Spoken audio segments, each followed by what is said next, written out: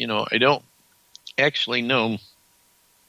I know there is a strong connection between the crystal skulls and UFOs. Mm-hmm. But what it is exactly, I'm not quite sure. I mean, I think they're gifts from the gods. I think that's the easiest way. But let's see. I had a story in the top of my head. Let's see if I can bring it back. That would have illustrated this point a little bit. I kind of lost it. Well, I had a quick question for you, Joshua. Here, Go ahead. And maybe this will bring it back to you, but it's just sort of I've had an experience, and since you kind of talked to a lot of different people over it seems like a vast amount of paranormal subjects. I mean, it seems like the only thing we haven't talked about is sort of ghosts, but just from a UFO standpoint, so I was up, and I don't know if this has to do with there are places in Colorado too that are very, very well known up in the mountains for UFO encounters and lights and things like that. Well, we were by that, and all I can say is that we were in this valley, and it's a fairly narrow valley at the base. I would say it's probably kind of maybe a mile across at the widest spot, and then it's pretty good. It goes pretty up, but it's right around 8,000 or 9,000 feet, and so we were out camping, and there's basically there's nobody around there. There's no electricity. There's no anything, and so what I noticed was that it seemed like somebody was turning off and on a light. If you can imagine it going from night to daylight to night to daylight to night to daylight like that several different times, but it seemed like it was on, and I started to count because I thought, okay, I don't really know what that is, but I was counting because I thought, well, maybe this is lightning or something like that, but it was very definite, and it happened every 5 seconds that it would go off, and then it would go on and off and on and go like that. Now, there was never any thunder. There was never anything like that. And I thought maybe for a while it was in the Midwest, a lot of times if you see small regional airports, well, I haven't been to the Midwest in a long time. Let's put it that way. But back in the day, before they had GPS and everything like that, they used to have airports with basically, it looked like a little, a white light that would flash around the sort of the thing to be a beacon to home in on if you were landing at night. And that's what I thought maybe it was that. But there is nothing there. I mean, I went and checked with everybody. I made the mistake of going down and asked the forest ranger if there was anything over there. And, but there isn't. And he goes, yeah, on the other side of this mountain, there's nothing for, 300 miles, So I tried to rule everything out. But the weird part about it is that later on that night, I woke up and it sounded like, machinery going, heavy machinery, like somebody was, building a building in Seattle, 7,000 feet, 8,000 feet up in the middle of nowhere. And I mean, the only thing that I could think of and I remember remarking to my wife, "Hey, do you hear that?" And then she said, "Go back to sleep." And then I was put out like that. I mean, it was like I was out. Right? I didn't wake up till the next morning at about 11. So I mean, I know I've had strange experiences when I was a kid, and people have told me that are guests on the show, "Oh, you're probably a abductee or something like that," and maybe that's true. I don't know. I don't really want to know, but it sounds to me like like in that case, would you define that as sort of a UFO encounter, even if you don't see it like that, or is it something where you just don't know what you just can't tell by that kind of a scenario? Well, first of all, what I think is interesting about your experience is the light, like it becoming totally bright enough, like sunlight, and then going back to dark again. So for that to happen, there's only two ways I know how it could happen.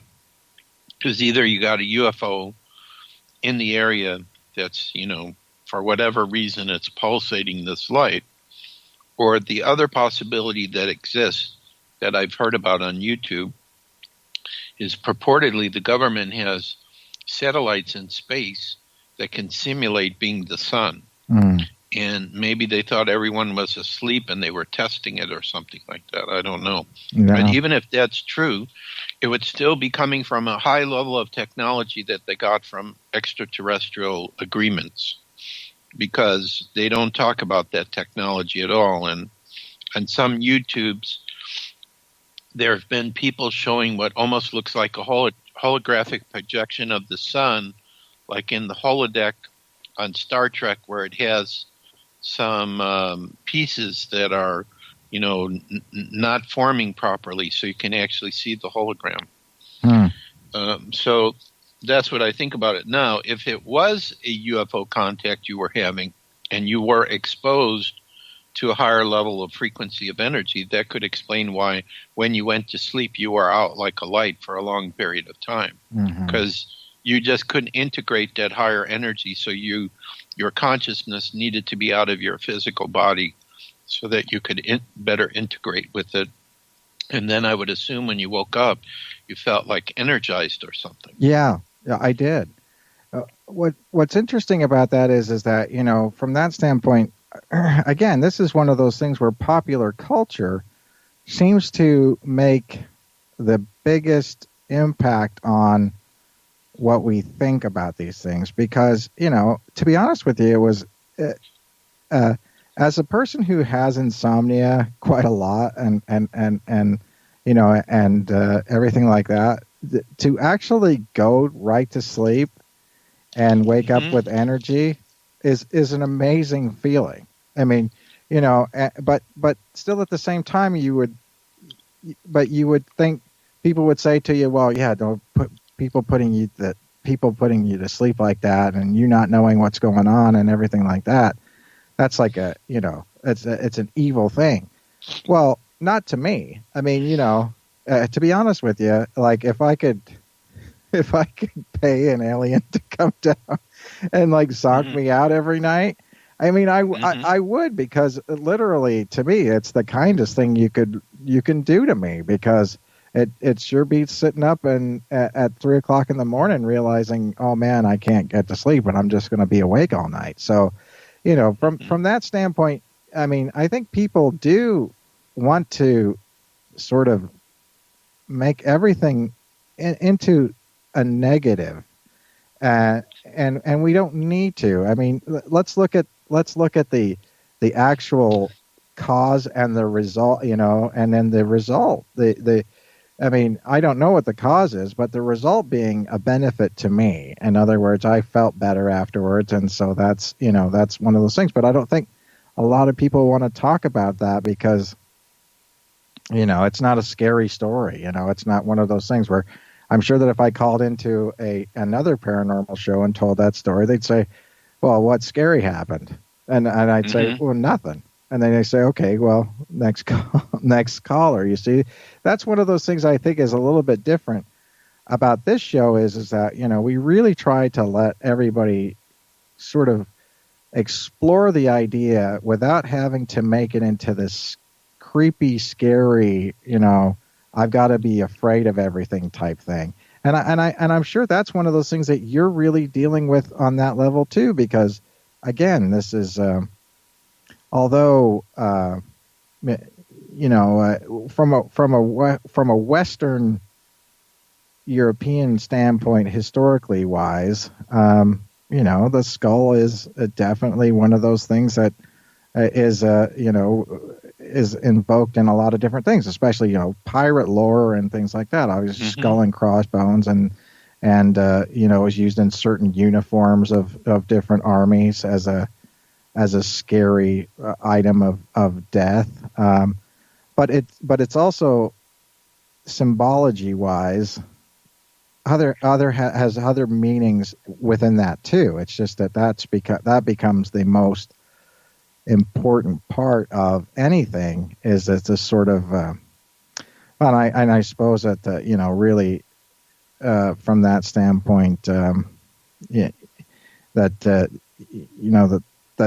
because people used to the skull and crossbones is kind of a Masonic thing too. I don't think a lot of people know that, but because they used to put that on some of their graves and things like that, then people would think that was a symbol of death or mortality. But it was to different people it meant different things as well. So it was the sort of the idea of dying and rebirth. It was the sort of the rebirth part that was the most important part, not the being dead part. So, yeah, you're right. The skull is a symbol of death. When a lot of people look at a real human bone skull, they think, "Oh God, that was a real person. I don't want to be like that." But I think the fear of death is starting to go away now, more and more, because we have so many people that are either having a near-death experience, an out-of-body experience. We have doctors that are talking about it. We have people talking about what it's like on the other side. So it's like we have a lot more information and knowledge than we did, say, when we were younger, 20 or 30 years ago, and wondering about these things. And then the other thing is related to the paranormal. Anything that challenges a person's fundamental belief about reality is going to cause some fear and apprehension. So, like if you have a special experience and you start telling people who are very religious, for example, probably they'll say, "We do not want to hear about your experience. We do not believe in it. And the only way we can explain it is it has to come from some dark source or whatever." Mm-hmm. In most cases, when people have these extraordinary experiences where they're making contact with other dimensions of existence or other intelligence of life, it's actually a very life-changing experience. In many cases, there are a lot of people who, have no interest whatsoever in any of this, but then they have that special experience and then they cannot go back. They have to say, something happened to me. I need to understand it. I need to find out what that was about, what that meant. And then they start getting involved in the paranormal. The group of people who seem to have the strongest interest in this, if their parents, teach them to be open, are the children. A lot of children are born now already with gifts, or I think a lot of the children being born now are actually very advanced souls who just said, well, whether I do my mission or not, I'm going to come down here and anchor my light on this planet to try to help people. And, I'm sure everybody can think of certain children they've met that they've been blown away by how, powerful and beautiful their aura is and the energy around them. Or I've even had times where sometimes I've been in the grocery store and there'll be these little children with their mothers shopping, and all of a sudden they'll start looking at me like, "Oh yeah, I remember this guy from that past life," or whatever. Mm-hmm. So I really believe that the world as we know it right now, that the knowledge and information is coming out. This was actually part of some prophecies that as we got further and further into the 21st century, more information and knowledge would be coming out, and it's not going to stop. And what I believe ultimately is in the process of happening is that people who cannot, their soul is not ready to go into what some people call the new heaven and the new earth, which would be a higher vibrational frequency of the earth. I believe that there are other